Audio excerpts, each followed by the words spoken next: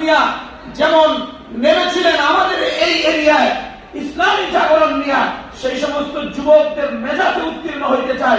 ইনশাআল্লাহ এই এরিয়া নয়, দিনাজপুর নয়, রংপুর নয়, সারা বাংলাদেশ থেকে নাস্তিকের মতটা বিদায় দিতে বাধ্য হবে। এটার উপরে আমাদের শপথ গ্রহণ করতে হবে। আল্লাহ তাআলা স্পষ্ট বলেছেন, ইন্নাহুম ফিদিয়াতুন আমানু বিরাব্বিহিম ওয়া জিদনাহুম হুদা। মাত্র যুবক 7 জন যুবক, এরা পরামর্শ করে একত্রিত হয় নাই, একজন করে ওই চৌরাস্তায় গাছের নিচে জমা হয়েছিল, একজন করে। সবাই পরামর্শ করার সময় পায় নাই, বসে মিটিং করার সময় পায় নাই, সবাই একত্রিত হয়ে জাগরণ তৈরি করবে সেটার সময় পায় নাই। কি একজন করে একত্রিত হয়েছিল, কিন্তু প্রত্যেকের মেজাজে ছিল যে এই কুফরি মতবাদ মানি না, এই শিরকি আমরা গ্রহণ করতে রাজি নয়, আমরা কোন মূর্তির পূজা করতে রাজি নয়, আগুনকে পূজা করতে রাজি নয়। এমন করে মেলাকে বর্জন করে, কুফরিকে বর্জন করে, তাগুতকে বর্জন করে এরা চৌরাস্তায় গাছের নিচে একত্রিত হয়েছে।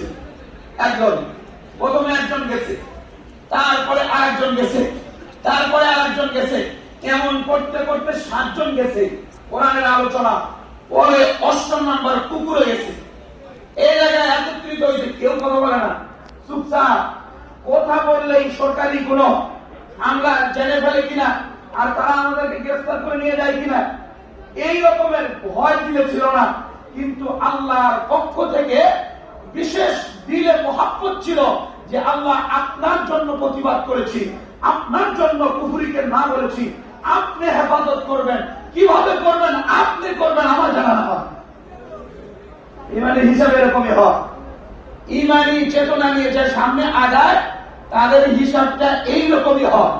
কিন্তু আমরা ইমানি চেতনা নিয়ে আগাইতে বাধা হয়ে যায়, আমাদের সমস্যা হয়ে যায়। সমস্যা হয়ে যায় এই জন্যই যে আমি কোরআন সহি করে পড়তে পারি না, কোরআনী দিক নির্দেশনা সহি করে আমার জানা নাই।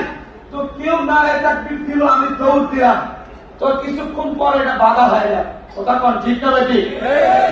আমাদের সমস্যাটা তো এরকমই সমস্যা আমাদের বাংলাদেশে দেখা যায়। বাস কেউ কোনো কিছু করলো, বাধা দিল আর থেমে গেল। কিন্তু কোন ফিলিস্তিনিকে আপনি দেখবেন না যে কোন তৌহিদের ঝান্ডা নিয়ে সামনে আগাইছে, পিছিয়ে আসছে। কোন তালেবানকে দেখবেন না, কোন কওমি মাদ্রাসার আলেমকে দেখবেন না হকের ঝান্ডা নিয়ে সামনে আগাবে, পিছপা হতে দেখবেন না।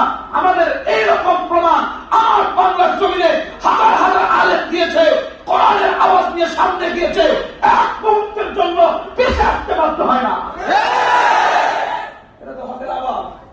এই হকের আওয়াজকে থামানোর কোন ক্ষমতা এ পর্যন্ত বাংলার জমিনে কারো এ পর্যন্ত হয় নাই।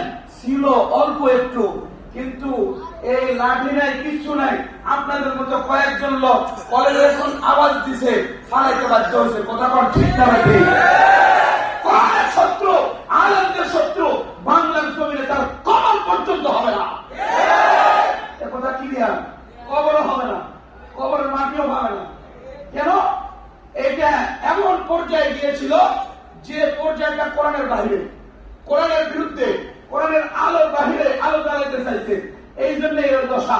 এই জন্য আপনাদেরকে অনুরোধ করবো, কোরআনই পুরা জিন্দেগি যাপন করার জন্য এখনই আপনি ওয়াদাবদ্ধ হন।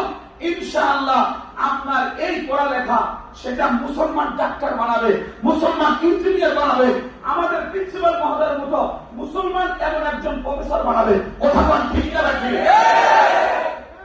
এর জন্য আপনাকে কোরআনের দর্শ দিতে হবে। সুবর্ণ সুযোগ এখন আমাদের এই জায়গায় কোরআনের দর্শ হয়, আরো বিভিন্ন জায়গায় হয়। আর যদি তাফসীর নিতে হয় তাহলে আমাদের এই বালুরডাঙ্গা দোতলা মসজিদে এই যে মাহতাবুল স্যার আমাদের ওখানে বসে, আমরা ওখানে তাফসীর করি, তাহলে তাফসীর নিতে পারবেন। কোরআনের সহিহ তেলাওয়াত হয়ে গেলে তাফসীর ওখান থেকে নিতে পারবেন। ইনশাআল্লাহ এই চেতনা নিয়ে সামনের দিকে আগান। আমরা চাই আমাদের এই স্বতন্ত্র রাষ্ট্র, সার্বভৌমত্ব, কোন শোভন, কোন শ্রীগাল, কোন দাউয়া আমার এই দেশের সার্বভৌমত্ব নষ্ট করার পায়তারা করলে তাকে রুখে দিব। এটা একমাত্র সম্ভব এটা যুবক মুসলমান নিয়ে, মুসলমান যুবক নিয়ে এটা সম্ভব। যদি মুসলমান যুবক না হয় তাহলে ওকে দিয়ে আগানো সম্ভব নয়।